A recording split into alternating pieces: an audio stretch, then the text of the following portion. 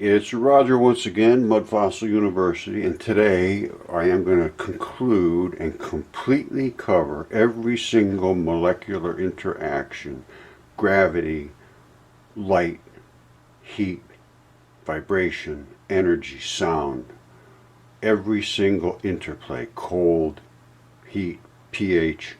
It's all the same thing: electricity, light, the ether, sunlight, radiation. Well, radiation, you go into the nuclear spectrum. We're going to be working in the electronic spectrum. Now, let's start with this. I'm going to let this play. This is Lanthaman's Crazy Machines. Outstanding. Now, the thing that seems to be overlooked is that magnetism has two polarities, obviously, plus and minus, but it can pull and it can push at the same time. Now watch this. What's going to happen is there's a distance between here. There's very little effect. I mean, I'm sure there is some effect to that magnet, but the gravity, the friction of the glass will not let it pull. As it approaches it, you just watch what happens. All right. Boom. You see that? That's the quantum distance. This is the nuclear core. That is an electron in its orbital. Now watch, I just want to stop for 1 second. You see this? You see these two little dots here? Those are, it's setting up its own magnetic field around here, which is what happens in the core of a nucleus. There's what they call neutrons, which they're not neutral, they're negative. You have the negative particles and you have the positive particles, and they arrange themselves in a pattern similar to this, but in a ball, which forces electrons in their orbitals to surround that ball in exact ways. It's like this is right in between these two. And he can shake it around. You watch. Keep your eye on it. You see, it'll stay there. He can turn that thing around and it'll stay in between those two. And it wants to stay right there, as you can see. And all of a sudden it'll take off. But that is, you see that? That is firmly held, and that is the nature of an electron attached to a nucleus. What happens with energy is nothing more than a particle spinning forward through space, and it interacts with the particles that are surrounding the nucleuses, and it bounces them off to create light, or it shakes them to create heat. Friction, vibration. That's the way light interacts with nuclear particles, because light is this type of an effect. It's the tiny little particle coming in to interact with mass.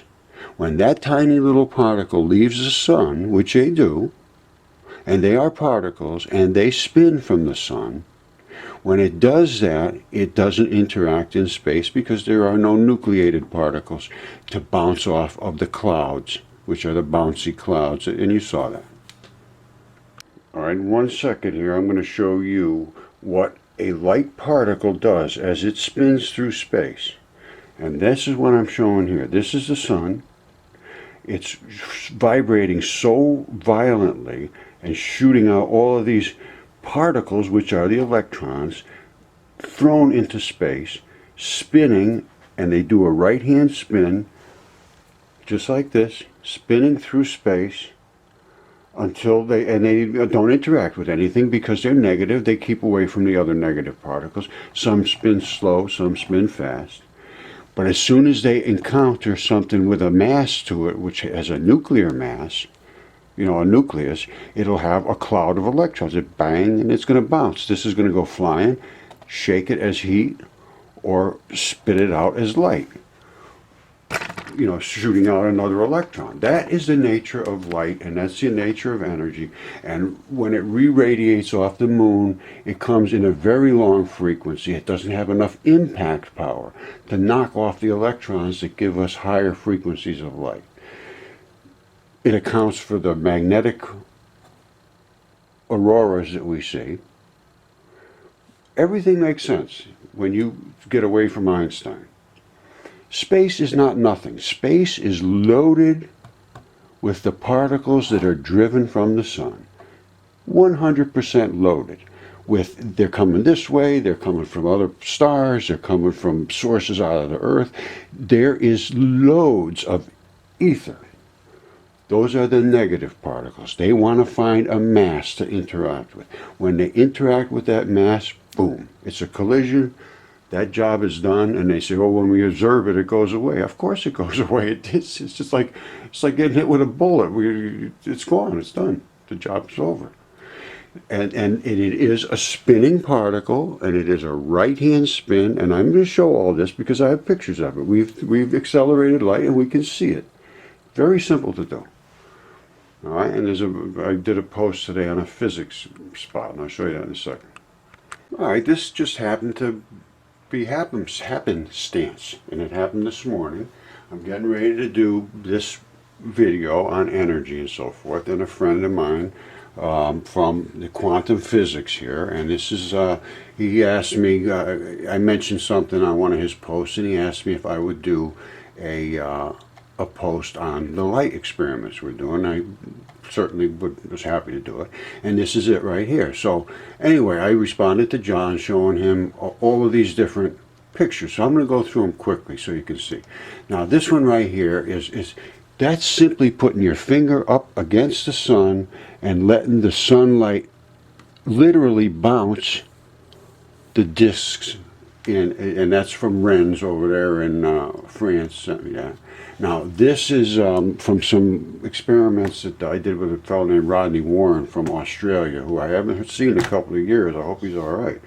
But we went back through this long ago, and this is the accelerator shooting light through this part of the acceleration, and then you can see it's slowing down for 2 waves, and then it starts to reform to its normal. There's other ones that'll show you, but they're particles slowing down. This is where they're accelerated. It's starting to slow, and they like a wagon wheel stopping in the middle and then going back to the other form.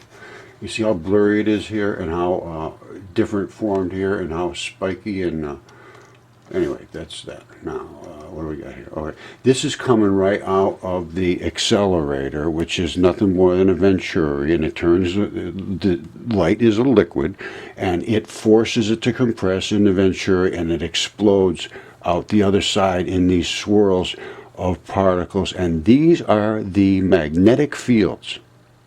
These are the actual magnetic fields of a particle spinning in space.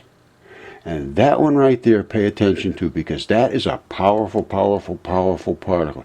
It came direct out of the center here, and it is highly accelerated. And I will show you what happens to that highly accelerated particle in a second. That's what happened to that highly accelerated particle.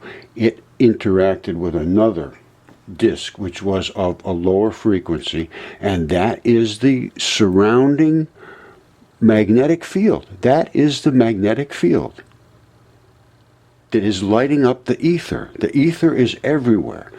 Everywhere is the ether. As that particle flows through there, it creates the field around it, and that is what you're actually seeing there. That's my statement. Now, I could be wrong, but I'd like to have somebody prove it to me, because I could show you pictures that well, what you're seeing here, you can't explain that.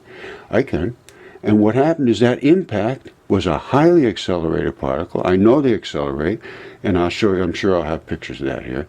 And as it impacts the other disk, it is actually liberating a tiny little bit of its energy. I'm calling that a light trumpet, which is, you can see that's the normal size of these disks. This is what it liberated, and it's making its own disk here. You can see that it's taking on the same architecture. So that is what I'm saying light happens. Now this is just silly. This is to fulfill Einstein's. He broke science for 100 years. Here's what's going on here. There's a laser. Well, it's got to go 186,000 miles a second, or whatever it is. That's 180. Well, anyway, it comes through the ether. You can see the tiny, see all those little stars, thousands of them.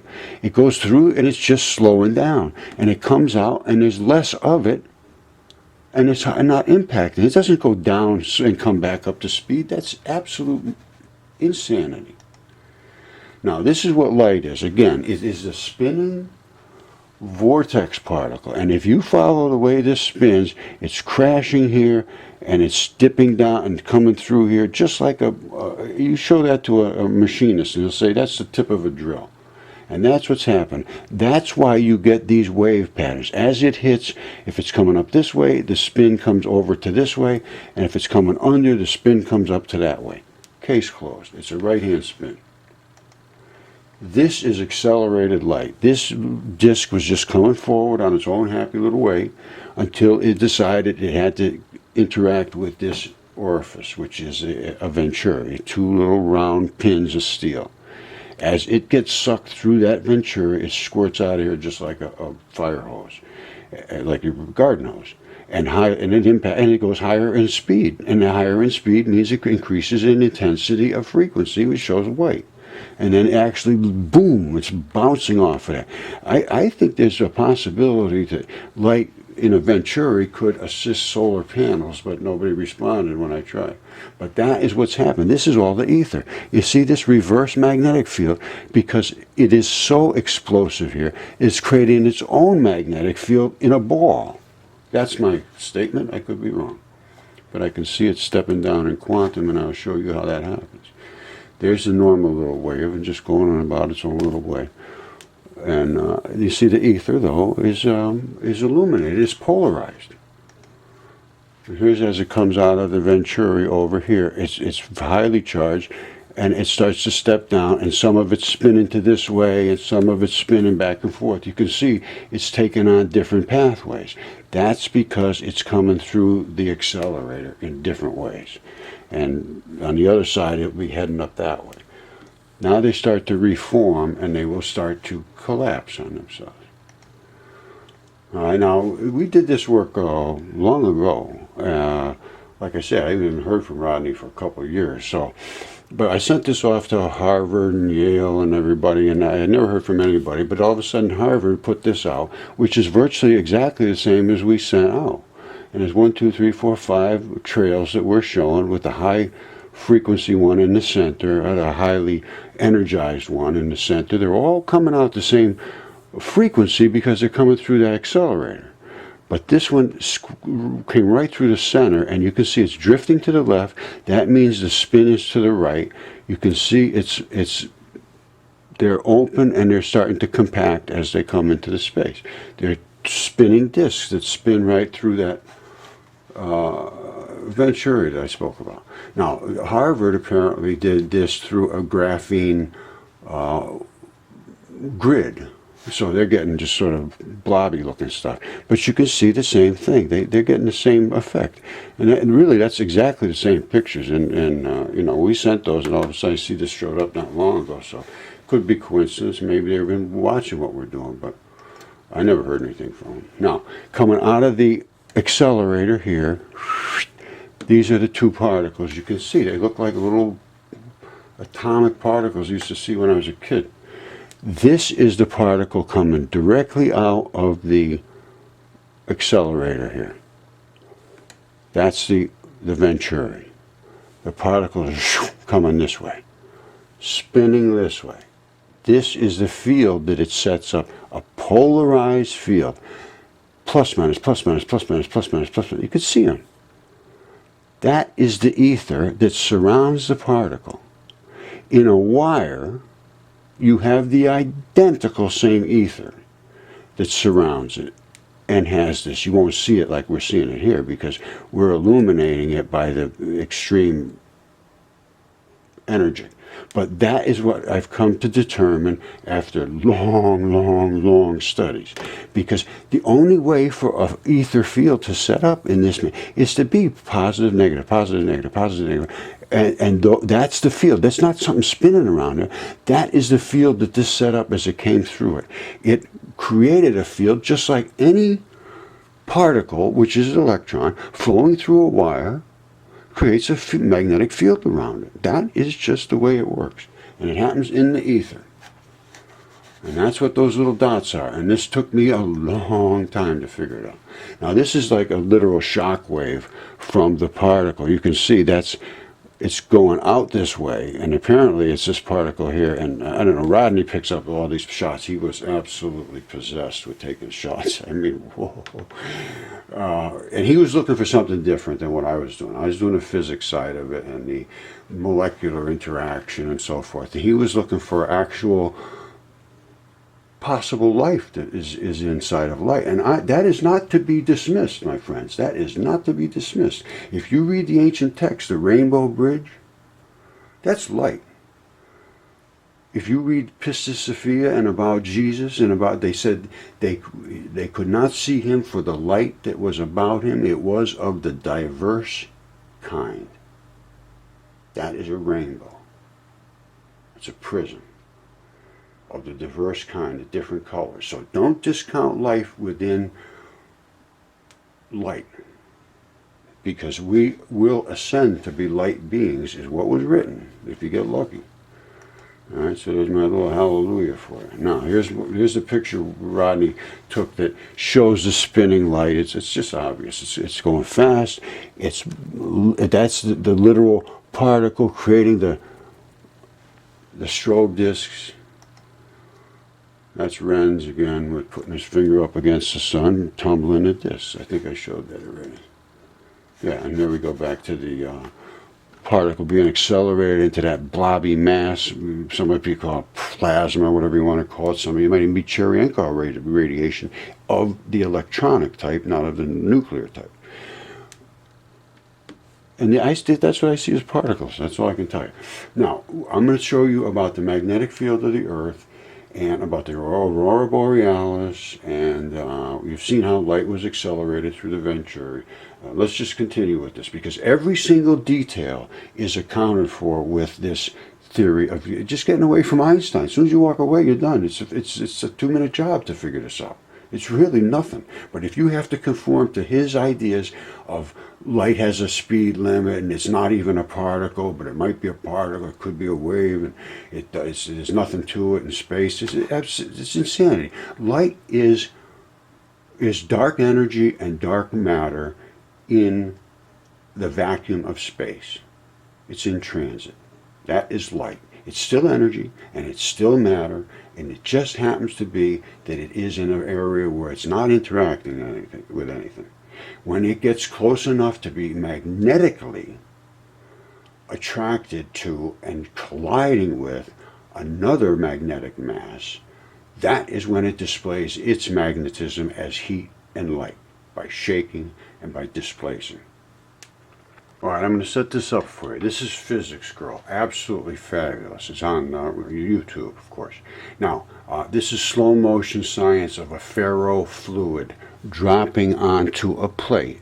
And underneath, there's going to be no magnet, which we're going to see now. And then there's going to be a magnet, and like an inch away. And then there's going to be one right up against the plate. And what I'm going to want you to watch is the polarity of the magnet is like here and over here, and as that drop hits, you're going to see white will show up on the poles and different colors will show up on the sides. Now I hope you'll be able to see that. If you can't, you should go on to YouTube and look at Physics Girl and watch this, because it's extremely easy to see. You may not see it though.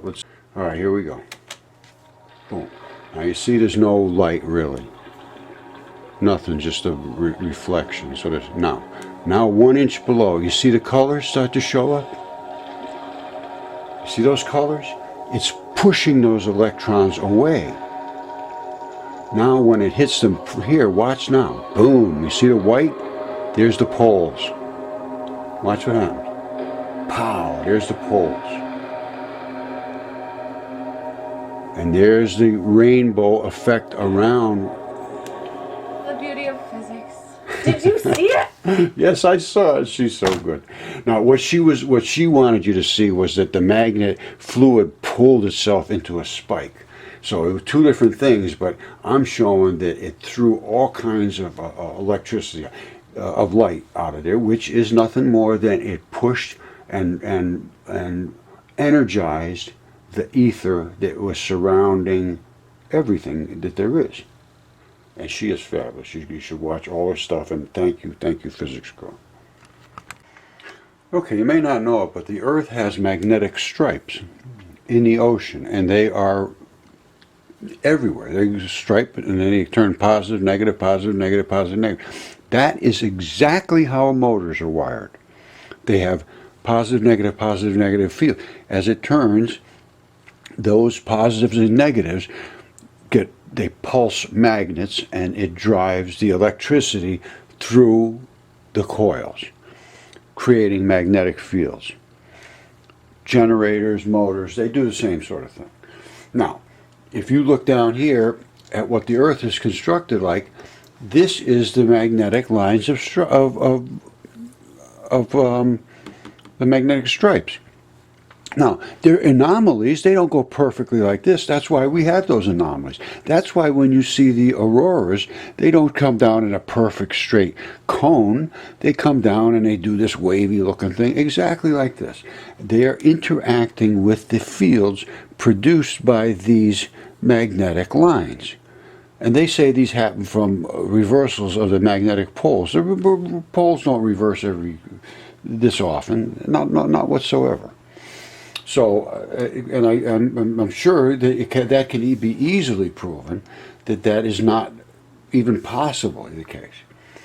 Now, and somewhere I did say something about the core of nucleuses. So let me just be clear about this. Carbon has 6, 6, and 6. 6, they call them neutrons, which they're actually negatives, but they have 6 negatrons, they really are, and 6 protons and 6 electrons.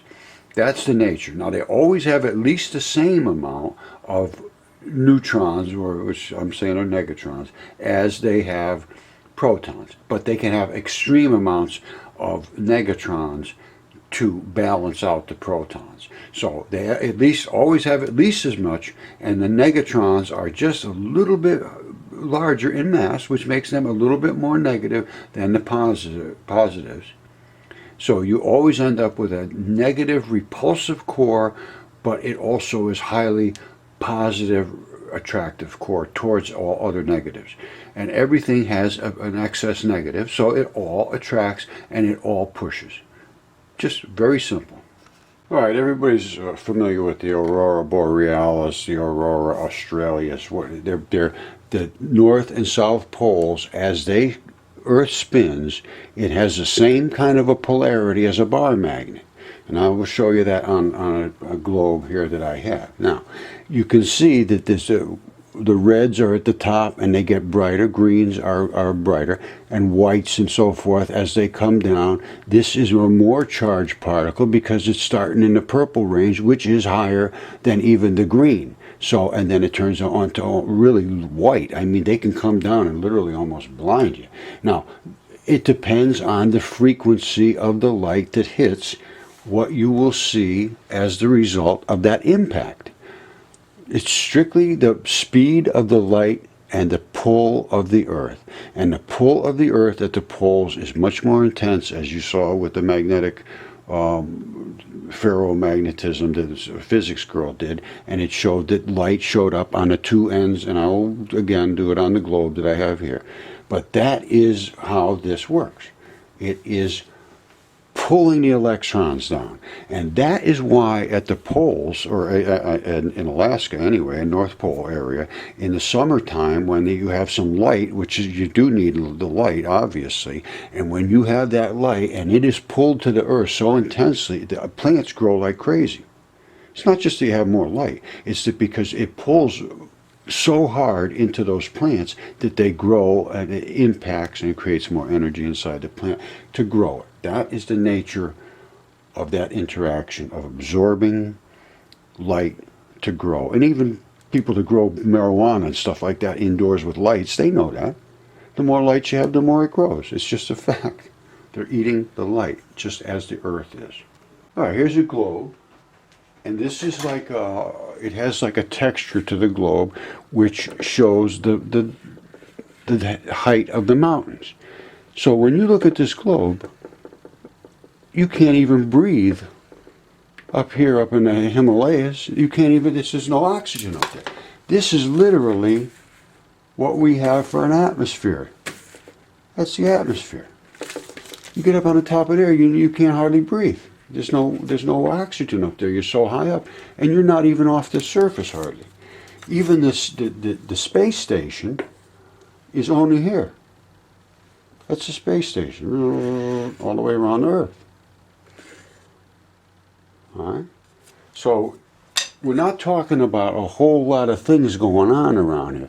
And as you get out further and further and further, there's an equation. It's geometrically sort of, or I don't know how you want to, exponentially slows the attraction down. So that's why your space station can stay out here. It spins around like a top around here and stays out there. Now, as you come further and further away, it's just going to float away off into space because the attraction no longer is sufficient to keep it pulled in. It will just sort of go however it was heading in the first place. However, there is still going to be a tiny, tiny, tiny little pull on everything. And that's why Hubble was completely wrong about the redshift. Light everything's not going away from everything else so that it's pulling the light open. Here's what he's saying. He's saying here the light is going away and it pulls away. So now instead of here you're down in the strong range, let's say green or whatever, ultra or the violet range, and as it goes far, it shifts towards the red, which is an expanded wave. Now, that's just not true. That's just not true. The stuff isn't pulling away. The light that's coming from these things is simply slowing down. Simply slowing down. The frequency is slowing down. It's being pulled back here by whatever masses it goes by, and it eventually pulls down to the red. That's all that's happening. It's totally misunderstood, and that is because of Albert Einstein once again. You have to comply with his speed of light, which is nonsense, and you have to comply with every little detail of the foolishness that he said. And nobody will speak up. And E equals mc squared does not work, because if light had no mass, which he said, it was just some kind of a waffling magnetic nothing. Well, he said, let's put it this way. Albert Einstein said light has no mass. If light has no mass, it has no energy. By his own equation. He threw in the c squared to just confuse people, because it never changes. It's just like saying times 1. So, but the people saw the c squared, and the water fell on the floor, and that was it. They got on their knees, and oh, he's a hero. Well, and nobody will speak up because the other bullies will destroy them. That's just a fact. So we've been 100 years of trying to make dark, spooky, and tangled silliness instead of realizing that light is polarized ether and its interaction with molecules, because it is a particle spinning and colliding. Case closed. That's what light is. Now, the reason we see the Aurora Borealis up here and the lower lights of Australis is because it's sucking those particles in so extreme that they interact with the molecules that are in the air and create a layering of light.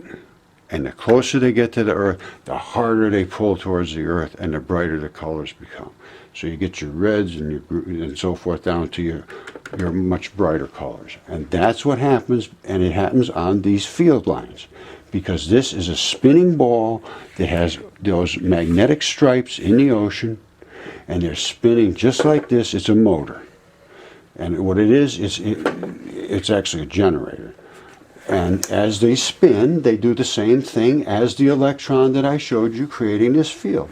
So we have this field around us of polarized ether. It's not just nothing, it's polarized ether. And in my shots, I can see those little dot, dot, dot, dot, dot, dot. They're plus, minus, plus, minus, plus, minus, plus.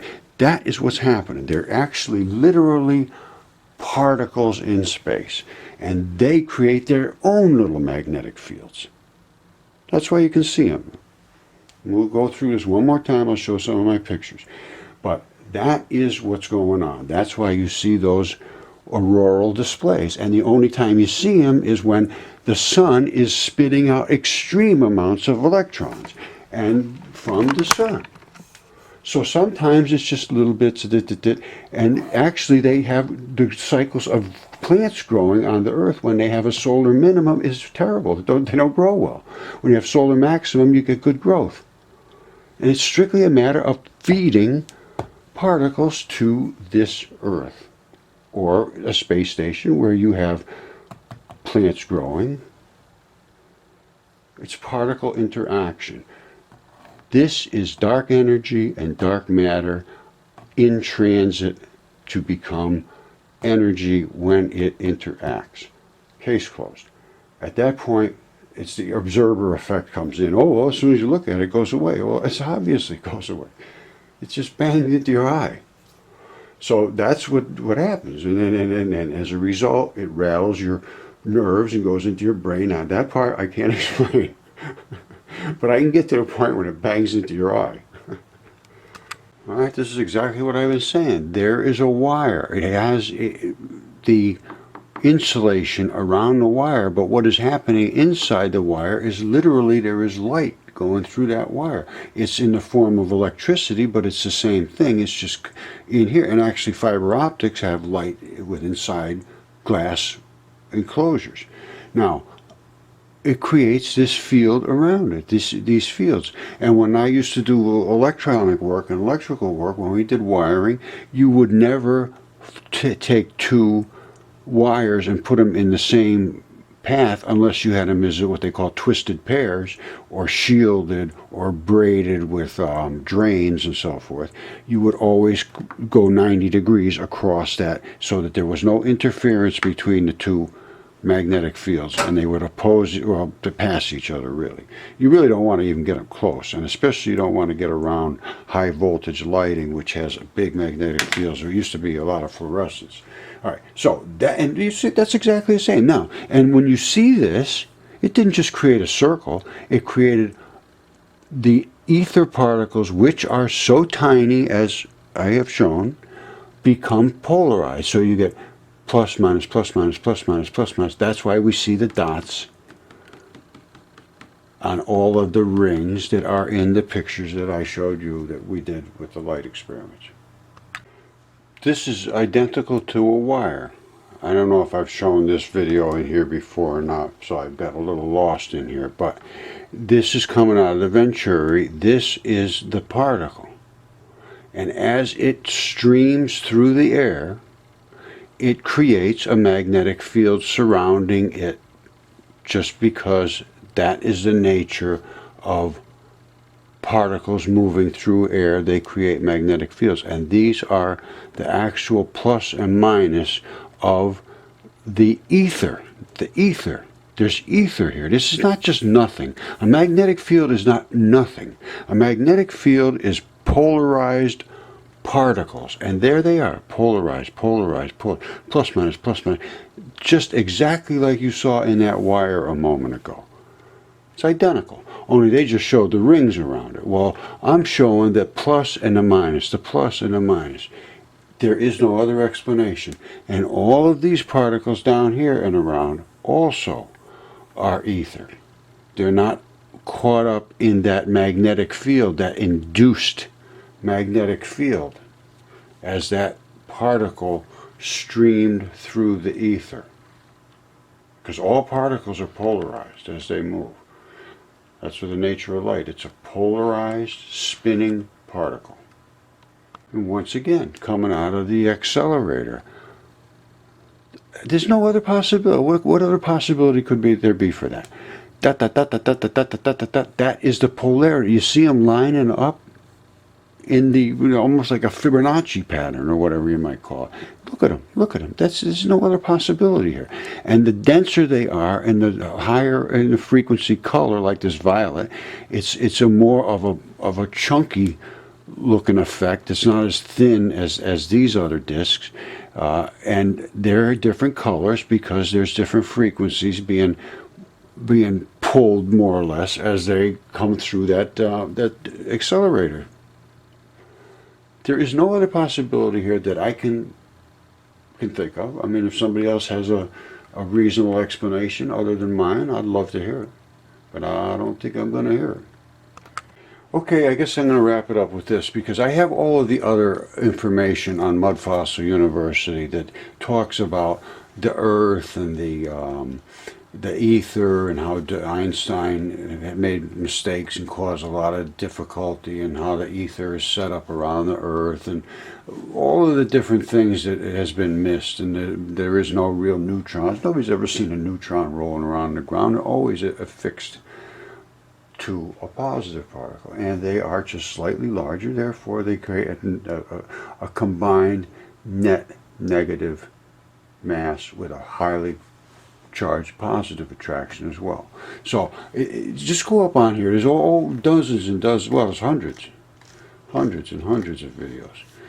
So, and it's all mixed up. It's all mixed up. You go in, there's religion. There's about people that are deluded on every side of everything, which distresses me terribly. For anyone to just tell me that there's no satellites and no rockets and no space station and no Mars and no Rosetta mission and no comets, and I'm just totally blind, and I haven't studied enough to understand how wrong I am, is I find it demeaning. And so anyway, I block those people, and I don't mean any offense to them. They can go on about their life, but they're not going to push me into that. That's nonsense. All right, so anyway, come on up here and find out a little reality, and you'll find out it's a distressing reality if you believe what you were taught and you paid for it. All right, I love you all.